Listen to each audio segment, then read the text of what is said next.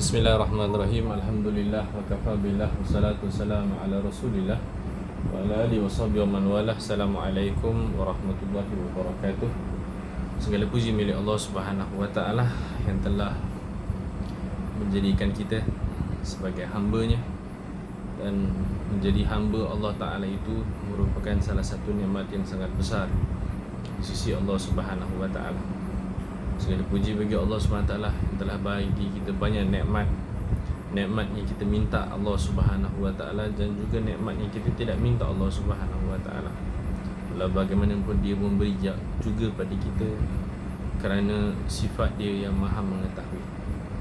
Ibu dan ayah dirahmati Allah Subhanahu wa taala, saya pada malam ni saya lihat tak ada yang memasuki saluran pengajian kita, mungkin atas kesibukan. Makanya di sini Fagir siapkan video supaya dapat memberi manfaat kepada saya dan juga kepada jemaah sekalian. Ibu ayah dirahmati Allah Subhanahu wa taala, pada kesempatan yang lalu kita membincangkan tentang sifat Allah Subhanahu wa taala, iaitu sifat hayat, sifat hidup. Pada malam ini insya-Allah kita akan bincang sedikit tentang sifat Allah Subhanahu wa taala yang ke-11, iaitu sifat sama. Sifat sama ataupun apakah pengertian sifat sama, apakah cara untuk mengetahuinya, dan apakah cara untuk beriman dengannya, dan apakah dalil bahawasanya Allah Subhanahu wa taala itu bersifat dengan sifat sama, bersifat dengan sifat mendengar. Jadi ibu ayah dirahmati Allah, wajib bagi setiap orang mukallaf, orang yang sudah diberi taklif agama, beramal dengan agama, wajib bagi setiap mukallaf itu mengetahui bahawasanya Allah Subhanahu wa taala wajib bersifat dengan sifat pendengar, dan mustahil atas Allah Subhanahu wa taala bersifat dengan sifat tuli, sifat dan sifat peka. Allah Subhanahu wa taala berfirman di dalam Al-Quran, Wallahu sami'un alim, dan bermula Allah Subhanahu wa taala itu maha mendengar dan maha mengetahui. Disebabkan ada ayat ini di dalam Al-Quran, maka para ulama pun membahaskan dan menjadikan ia sebagai salah satu daripada sifat 20. Ibu ayah dirahmati Allah Subhanahu wa taala, sebelum ini kita bincang Allah hidup, tidak mati.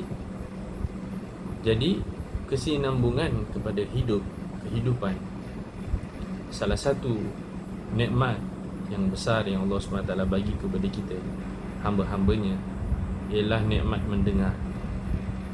Bayangkan ibu yang dirahmati Allah, hidup dalam keadaan sunyi sepi, tidak dapat mendengar suara sesiapa, tidak dapat mendengar pusingan kipas, tidak dapat mendengar geseran daun, tidak dapat mendengar titisan hujan, tidak dapat mendengar bunyi sang cengkerik, tidak dapat mendengar itu dan ini. Hidup dalam keadaan penuh kesepian. Apakah itu satu perkara yang seronok? Apakah ia satu benda yang hendak kita banggakan? Pastinya ia merupakan satu penyiksaan yang luar biasa. Apabila kita biasa dengan mendengar suara orang, berbincang dengan orang, ketika kita dihukum tidak dapat bercampur dengan orang, tidak mendengar imbalan suara manusia, suara anak kecil kita, ia mendatangkan kemurungan yang luar biasa kepada hamba. Ibu ayah dirahmati Allah Subhanahu wa taala, begitu pentingnya mendengar. Akan tetapi mendengar ini Allah bagi kita dengar untuk Allah fahamkan kepada kita betapa pentingnya dengar. Hari ini kita duduk main handphone, tengok handphone, isteri kita cakap, kita dengar dia cakap, tapi kita sibuk dengan gadget kita. Isteri kita kata, abang ni tak dengar lah, abang tak bagi perhatian pada saya, abang tak dengar apa yang saya cakap. Ibu ayah dirahmati Allah Subhanahu wa ta'ala, Allah bagi kita dengar supaya kita dapat tahu salah satu daripada sifat Allah Subhanahu wa ta'ala ialah Allah Subhanahu wa ta'ala itu pendengar. Dan dengar itu adalah satu perkara yang sangat penting. Orang cakap di belakang kita, orang kutuk kita, orang maki kita, orang cakap sesuatu yang tidak seharusnya ke atas kita, kita tak tahu sebab kita tak dengar. Datang seorang sampaikan berita pada kita, kau hati-hati tau, orang tu tak suka kau, dia musuh kau, dia rancang untuk buat itu dan ini kepada kau. Kita berterima kasih kepada dia kerana dia telah memberi kita amaran. Ibu ayah dirahmati Allah Subhanahu wa ta'ala, bayangkan betapa siksanya tidak mendengar. Satu hamba yang pertama sekali memang dilahirkan tak mendengar. Satu orang yang biasa bercakap, tiba-tiba diasingkan, tak boleh berbual dengan orang, maka dia tidak dapat mendengar. Satu orang yang mana orang cakap di belakang dia, dia pun tak dengar. Contoh yang keempat, kita dengar dia cakap, kita duduk di depan dia, bahkan kita beri perhatian, kerut dahi kita mendengarkan cerita dia, tapi dia tak cakap sama bahasa dengan kita, dia menggunakan bahasa yang lain. Saya cuma faham bahasa Inggeris, bahasa Melayu, bahasa Arab. Itulah sedikit yang saya tahu. Dia cakap dengan saya bahasa Thailand, walaupun saya cuba untuk faham, tetapi saya tak faham. Dengar, tetapi tidak masuk apa-apa di dalam otak saya dan juga di dalam hati saya. Kelihatan dia senyum.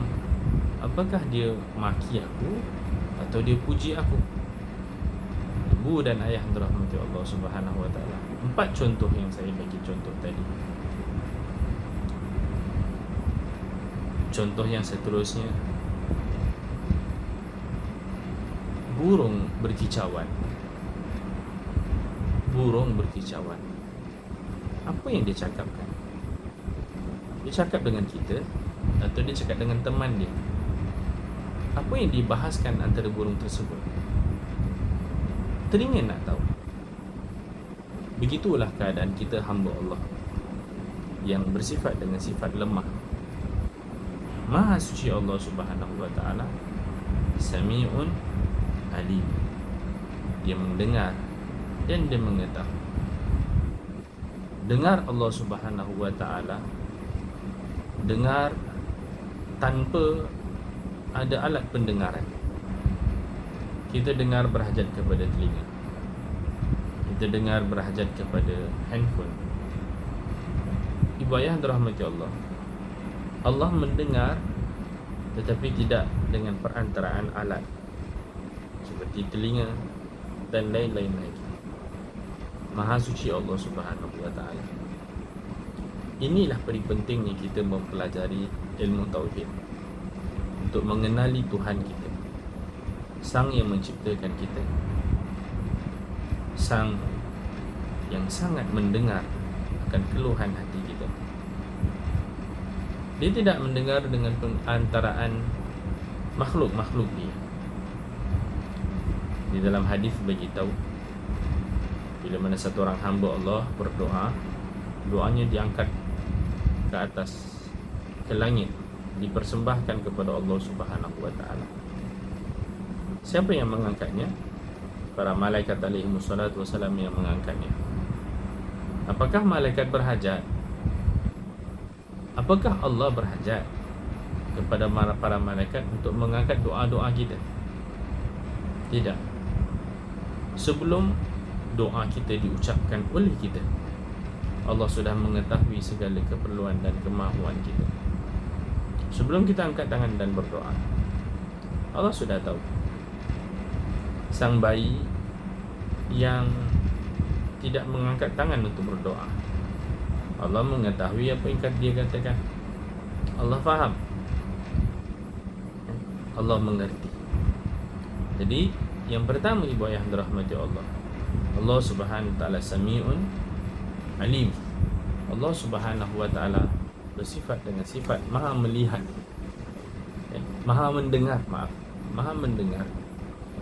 Dan pendengaran Allah Subhanahu wa taala itu tidak berhajat kepada apa-apa alat. Kerana segala-gala alat yang ada, sama ada dia adalah alat yang lama ataupun alat yang baru, sama ada ia suara ataupun ia tidak suara, sama ada ia jauh, sama ada ia dekat, sama ada perantaraan bunyi atau tidak, Allah Subhanahu wa taala mendengar dengan sifat pendengarnya, sifat sama, bukan dengan sebab alat dan bukan dengan sebab perkara-perkara yang lain. Maha suci Allah SWT ciptakan seekor haiwan, sejenis haiwan, namanya kelawar. Kelawar itu, ibu ayah dirahmati Allah, kalau kita baca, dia buta, dia tidak melihat. Tetapi ibu ayah dirahmati Allah, dia menggunakan suara dia. Bila dia menjerit, pantulan suara tersebut akan membantu dia untuk ke kiri maupun ke kanan, ke atas ataupun ke bawah, di mana rumahnya. Semua itu dengan perantaraan suara dan pantulan yang dia mendengar. Jadi dia melihat melalui pendengarannya. Begitulah keunikan keunikan sejenis makhluk Allah Subhanahu wa taala. Begitu jugalah keunikan Allah Subhanahu wa taala.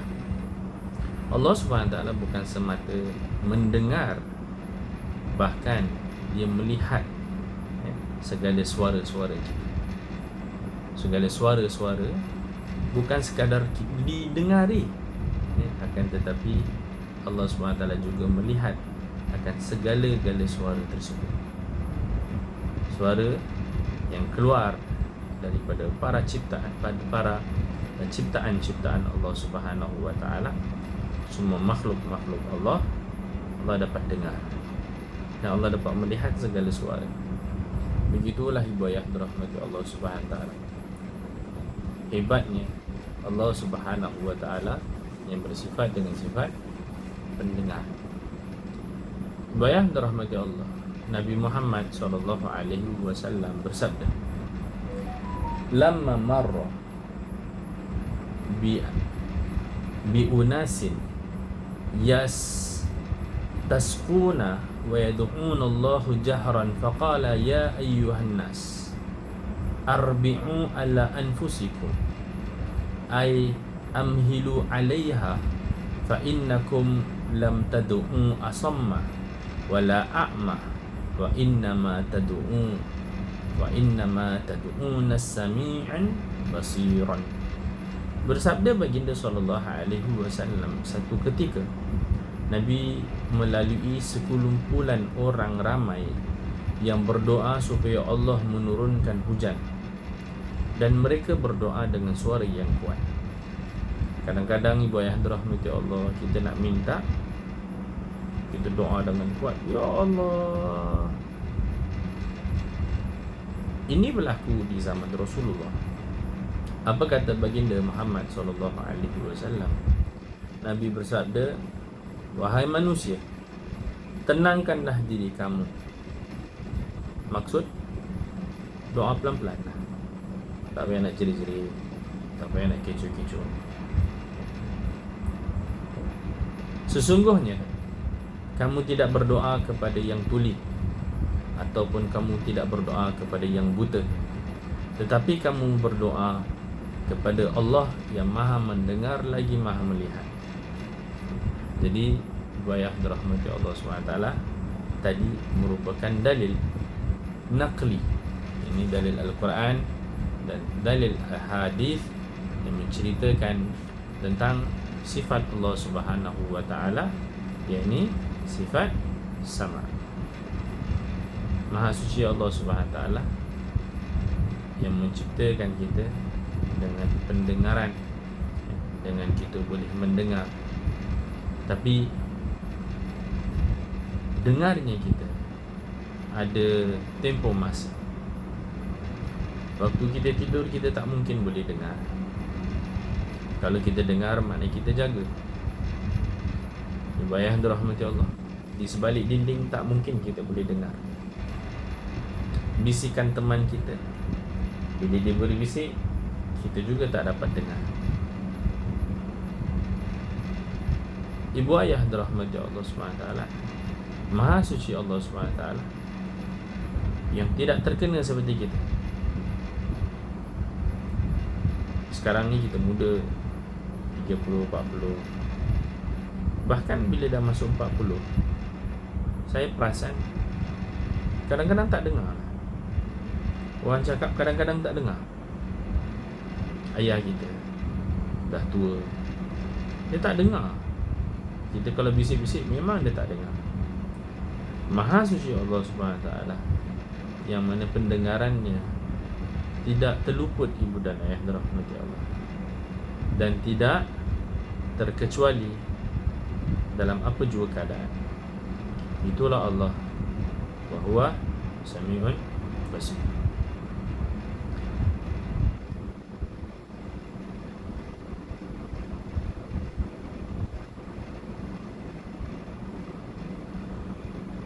Kenapa dalam akidah tauhid ini ia mendahulukan mendengar sebelum melihat? Hayat, sama', basar. Hayat, hidup, sam', dengar, basar, lihat. Kenapa Allah mendahulukan? Kenapa para ulama sifat 20 mereka mendahulukan dulu sama' sebelum basar? Ini kerana ketika Al-Quran menyebut dua sifat tadi, sama' dengan basar, Al-Quran mendahulukan sama' sebelum basar. Hence, it is important for us untuk mendahulukan apa yang Al-Quran mendahulukan. So that is the reason why first hayat, then sama', then basar. Following that, seterusnya ialah yang kedua, sifat sama' itu lebih utama dibandingkan dengan sifat basar pada sisi manusia. Hidup buta, wal-iyazu billah min zalik, itu sudah satu siksa. Walau bagaimanapun, hidup tanpa penglihatan itu jauh lebih mudah daripada hidup tanpa pendengaran. Lihat orang yang buta, dia boleh ke sana dan ke sini. Kerana apa? Kerana dia masih boleh mendengar. Tapi orang yang tidak dapat dengar, dia tidak boleh buat apa-apa. Kerana apa ibu ayah dirahmati Allah? Kerana pendengaran itu sangat penting untuk dia nak tahu dia di mana, untuk dia diberi peringatan, ancaman, kereta lalu, ada bunyi horn. Itu semua sangat penting. Jadi ibu ayah dirahmati Allah, ini merupakan pandangan yang sahih. Dalam kitab Fathul Majid dia bagi tahu, that is why sama' is prioritized in compared with basar. Jadi itu merupakan dalil-dalil Al-Quran dan dalil-dalil Ahadith. Jika Allah Ta'ala tidak bersifat dengan sifat dengar, maka dia bersifat dengan lawannya, iaitu tuli ataupun pekak. Ini adalah mustahil atas Allah. Kerana tuli dan pekak merupakan sifat naqais, sifat kurang. Kalau Allah Ta'ala tak dengar, maka ibu ayah dirahmati Allah, hancurlah bumi ni, hancurlah kita. Allah mendengar. Kalau Allah mendengar, kenapakah doa-doa kita tidak diperkenankan lagi? Dengar tidak bermaksud Dia akan memberi apa saja yang kita minta. I hear you, but that doesn't mean that I have to give whatever that you want. So Allah Almighty, He is all hearing. There's no harm in asking. In fact, the Prophet ﷺ said that those whom is being given rizq by Allah subhanahu wa ta'ala to ask from Allah will not be denied of whatever that he is asking for. So I think that is it for tonight on our dalil sifat, the 11 sifat, which is sifat al-sama'. Inshallah we will share with you the sifat al-basar in days to come. Again, I apologize. I'm really ready to conduct the live classes, but for two various reasons which I will proceed. The first one is because of I see that no one is online. Then the second one is my internet connection is slow, hence I do my recording and I shall forward it to our group, inshallah. Thank you so much for attending this program. May Allah subhanahu wa ta'ala ease all our problems. May Allah listen, hear all our needs, and may He grant us all our wish. Take care. أقول قولي هذا. السلام عليكم ورحمة الله وبركاته.